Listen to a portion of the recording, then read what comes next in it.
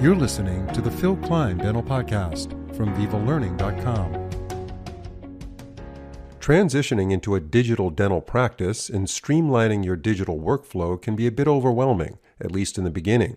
There is certainly a lot to learn and many things to think about before purchasing your new technology equipment. So to help us get a better handle on this and hopefully avoid mistakes along the way is our guest, Dr. Anthony Mennito. He has been involved with digital workflow in the dental practice for almost 20 years. He is in private practice in South Carolina and is an adjunct faculty member at the Medical University of South Carolina. Dr. Mennito also is part of an excellent in-person CE program in Charleston, South Carolina. You can find more info on this at impresscourses.com. That's spelled IMPRES, courses.com.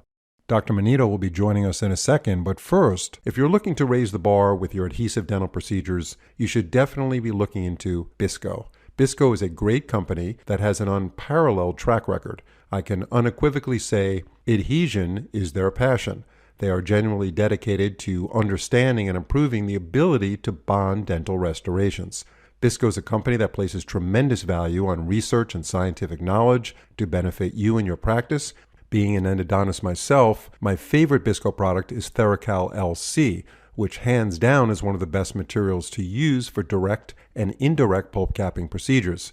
It not only seals the dentin, but offers significant calcium release, which stimulates hydroxyapatite and secondary bridge formation, which is exactly what we're looking for in these kind of procedures. So check out their entire product line of premium adhesive products at bisco.com. Dr. Mennito, it's a pleasure to have you on the show. Thanks, Phil. It's great to be here.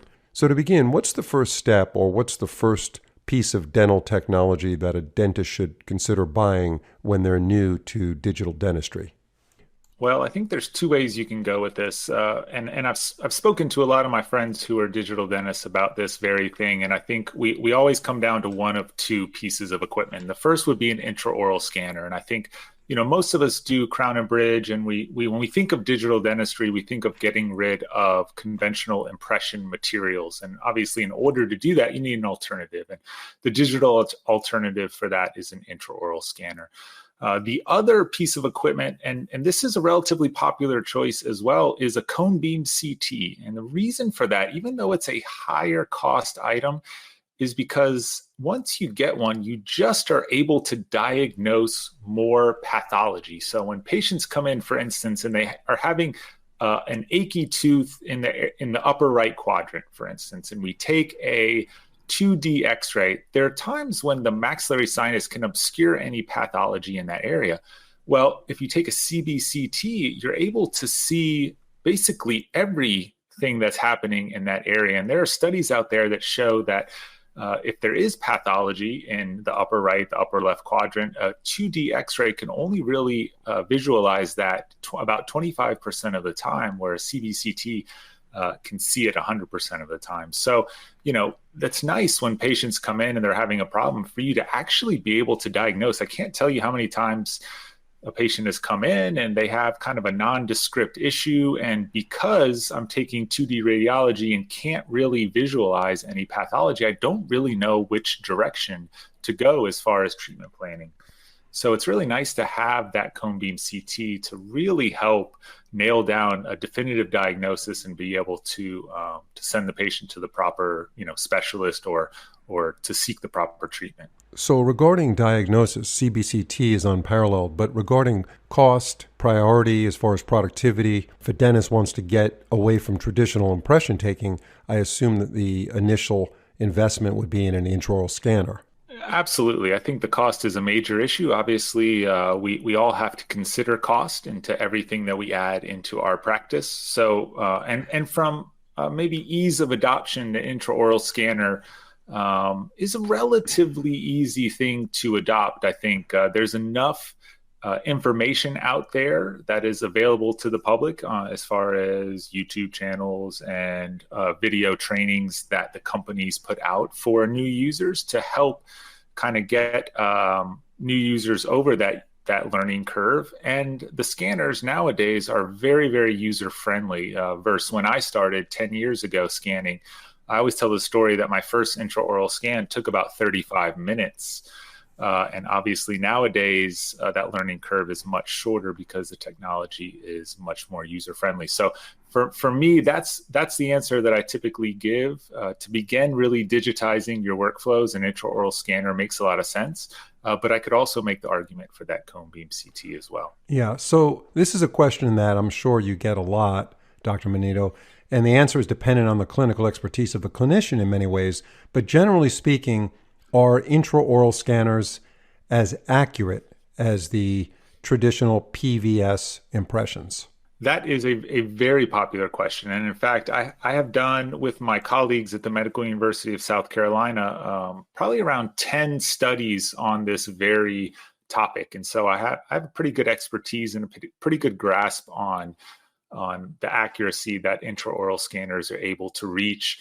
And nowadays, I can definitively say that yes, the accuracy of an intraoral scanner for most clinical applications is every bit as accurate, if not more accurate, than a conventional impression. There's a couple of caveats to that statement, and those would be full arch or long span implant cases and denture fabrication. So when we have completely edentulous patients and we don't have teeth or anatomic landmarks to help the scanner to accurately pick up those landmarks, then it becomes a little bit more difficult. And in fact, actually, I would say it becomes a lot more difficult, if I'm honest. To scan an edentulous patient is quite difficult. And so the two exceptions would be long span implant cases and completely edentulous patients. So you mentioned that when you first started using the intraoral scanner, it took you 35 minutes to do the first case. Was that a single crown? Yes, it was actually a single onlay. I remember it very well, tooth number 21. And the patient was actually writing an article in a local newspaper about the technology. So, man, was I sweating bullets during that procedure. We'll be getting right back to Dr. Mennito, but first, we all know that to achieve healthy, beautiful smiles, we sometimes need to align the teeth. And to do so, aligner therapy is a great option. So why not set your practice apart with 3M Clarity Aligners Flex? Designed for comfort, Clarity Aligners Flex feature a thin, flexible design, yet they deliver excellent force persistence over a 2-week period. Plus, they resist scratching and stains, and they're backed by a dedicated clinician team providing support every step of the way. With a variety of affordable case-type options, single or dual arch, Clarity Aligners Flex offer a great value to your patients and practice. To learn more, visit 3m.com/clarity-aligners-flex. So what was the learning curve for you as far as time goes? How long did it take you to really master it so you can zip through these scans? Well, we're really talking about apples and oranges because the scanners were so different back then. It was like taking a single picture and then having to rely on the computer software to stitch everything together. And that's basically still the way it works, but we're able to capture so many more pictures.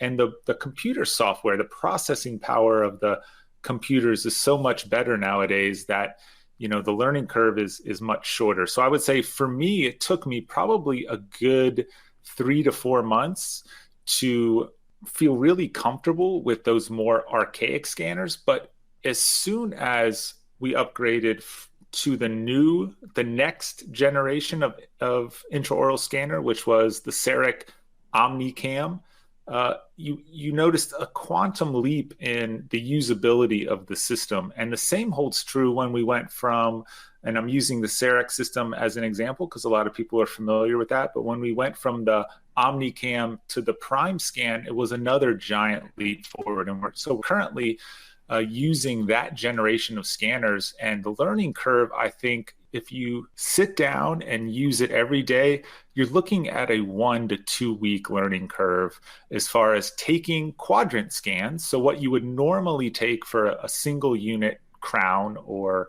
that type of restoration, say if it's 2 weeks for getting the single crown intraoral scan nailed down, it's probably another week or two to get full arch scanning. But it's just a matter of sitting down with the scanner every day and making sure that you're utilizing it. It's just like anything else. The more you do it, the quicker you're going to get over that learning curve.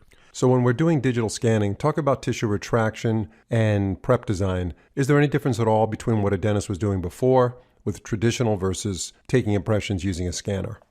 Not at all different. It's the exact same thing. If you use retraction cord for your physical impression, you would do the exact same thing for your digital scan. The scanner is not magic. I always say if it cannot visualize your margin, it's not going to be able to capture it, and your lab technician's going to really struggle. So it's the dentistry part of it is exactly the same.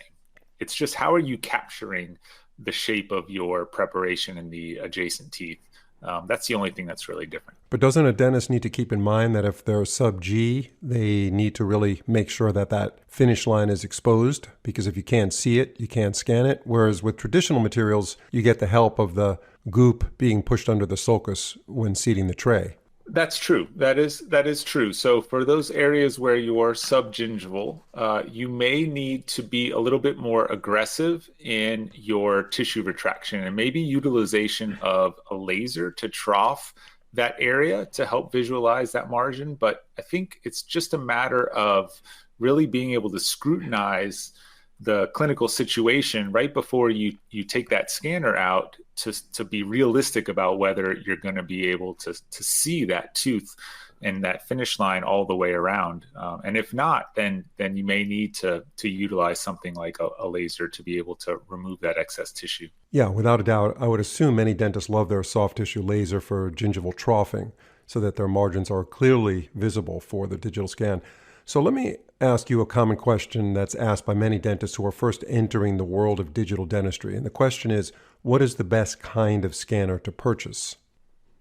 And that's a difficult question to answer because it really depends on what you're hoping to do with it. So if all you're hoping to do, at least initially, is to replace your conventional impression material in a crown and bridge workflow, then it really doesn't matter. You can shop around on price a little bit. There's some good lower cost options. The Mennito's a good one. The Shining has a new intraoral scanner that is reportedly a very good product.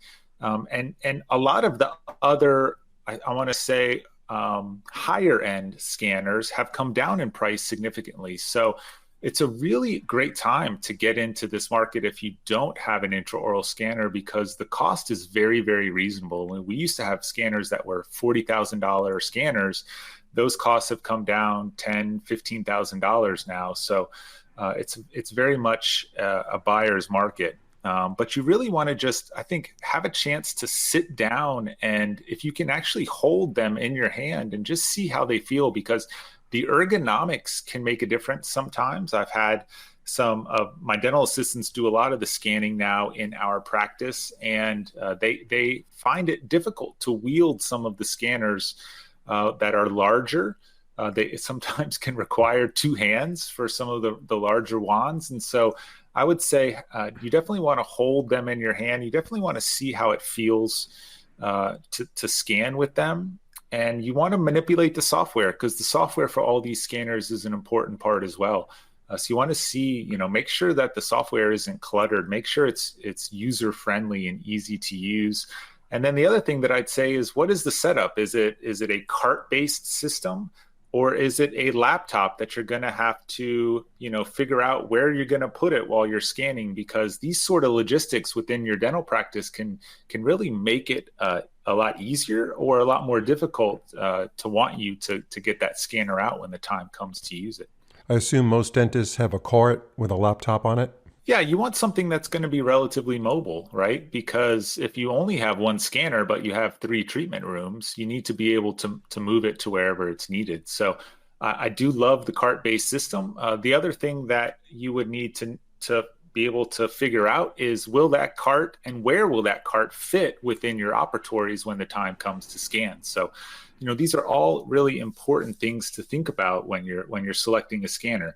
Now, that being said, the other thing that's important is the quality of the laptop. So you're purchasing the scanner, and a lot of times the companies that are selling you the scanner or the dealers will recommend a laptop. And it's important that you buy a laptop that is powerful enough to run that scanner, because these are incredibly needy pieces of technology, and the specs of the laptop can really hurt your workflow if they're not up to spec as far as the graphics card and the memory and things like that. So really important to follow that. I've heard and I've read a lot of horror stories on social media about dentists who have tried to skimp a little bit and spend a little less money on the laptop, and now they're having issues with the scanner. And it's not the scanner, it's the laptop that's causing those problems. Yeah, that's a great point. That's a really good point. I assume if you go with a gaming laptop, like my son uses, or he used to use, he says he doesn't game as much anymore, but gaming laptops have really excellent graphic cards. You got it. Yeah, NVIDIA is probably the most well-known, and that's something that you absolutely do need. I think the scanner that you were talking about, Dr. Mennito, you mentioned Shining. I think it's called Shining 3D. Shining 3D. And I will say this also, Phil. At the other end of the spectrum are like the CEREC Prime Scan, and we have one of those in our practice, and it is extremely easy to use. I mean, it is. As far as all the scanners that I've used in my career, the 3Shape Trios and the Prime Scan are the ones that can, I think, once again, really shorten that learning curve. So in many ways, you get what you pay for as far as the usability, but if you go to the other end with the Shining and the Medit and the lower end of the cost, those are very usable scanners, and you're not really losing anything as far as accuracy with those. So let me ask you this: with all your experience teaching and working with digital equipment in the dental workplace, what are some of the common mistakes dentists make when using an intraoral scanner? I think that, and when I teach this, I always say that you need to have a plan when you go in to scan an arch, because if you just kind of go in and wave the wand around, you're going to find it's going to be very difficult. So there's definitely a pattern, and really each manufacturer will recommend a scan pattern for their scanner. That is an order that you need to scan the teeth. So if you're doing a quadrant, what I always recommend is to scan the occlusal surfaces first. So a lot of people want to start on the buccal for some reason, but you absolutely want to start on the occlusal surfaces and then either going to the buccal or the lingual after that. And so it's just a matter of having that plan and following that plan of scan pattern. And once again, the manufacturers each recommend one for their scanner. So that's the first thing. And then I think the other thing is not really paying attention to moisture in the mouth, because just like with our physical impression materials, moisture does affect the performance of the scanning, and you get additional reflection off of the teeth. That the shininess is something that the scanners can struggle with from time to time. So really having a dry, clean, exposed arch to work with will make your job tremendously easier when it comes to scanning. So those are the two things I think that I would recommend right off the bat: is have a plan as far as what your scan pattern is going to be, and do it the same every single time. And then make sure that I personally think scanning is a two-person job, one person to retract and keep everything dry, and the other person to wield the scanner. So especially when you're just starting out, the drier the teeth and tissues are, the easier it's going to be for you. When you first got a scanner, you used it yourself, the wand, I assume, and now you're delegating that to your staff. What was that process like, and how long did that take for you to say, okay, I've done this, I know how to do this? You trained your staff, and now they're taking good digital impressions? Yes, absolutely. And we use the intraoral scanner for a lot of different things. I mean, and we have multiple brands. We have it in hygiene. Our hygienists are scanning. We call them health scans. We're able to do time lapse to compare one scan maybe to another scan that was taken a couple years ago, and we're able to see the changes that are actually happening in the mouth. And so in order to do this, the dentist can't be the one doing it all the time. So you absolutely have to train your team. And we have in our office, we have monthly meetings called 4x4s. And it's during these times that we really sit down and we fine tune our policies and procedures. And so it was during these meetings that I would sit down with them. We practice scanning. We talk about things like scan pattern. And we really nailed it down. And then during the week, they were fearless, and they would grab the scanner, whenever they needed it, well, without hesitation. And of course, the dentists are always there to offer a bit of advice and things like that. But for the most part, once again, the usability of these scanners now is incredible, and how easy they are to use. Once you have the basics down and the fundamentals down, the learning curve for my team was relatively short. Now, we occasionally have patients who are more difficult than others. Obviously, you have patients with limited opening. There's patients with tongues and lips and cheeks that seem to fill the entire space. And so we do struggle with those, just like anything else from time to time. But for the most part, it's a pretty well-oiled machine in our office now. So it certainly looks like there's a major transformation going on in the dental office, where we're transitioning to digital scanning and we're leaving our impression materials behind. There's still a place for them in the office for sure. But in a matter of years, I think it's all going to be digital, and we'll be putting our impression materials in dental museums somewhere. Absolutely. I mean, I think especially as you get turnover, right, with the older dentists retiring and newer dentists coming out, the dental education currently, I think most of the universities have some exposure for the students to intraoral scanning.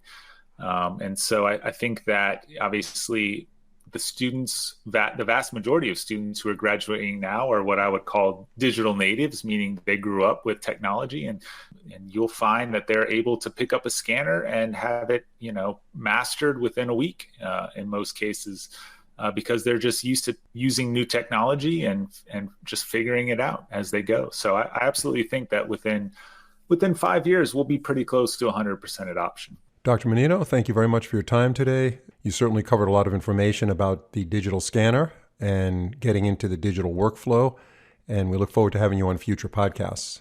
Thanks, Phil. Appreciate you having me. If you're enjoying this podcast, please leave a review or follow us on your favorite podcast platform. It's a great way to support our program and spread the word to others. Thanks so much for listening. See you in the next episode.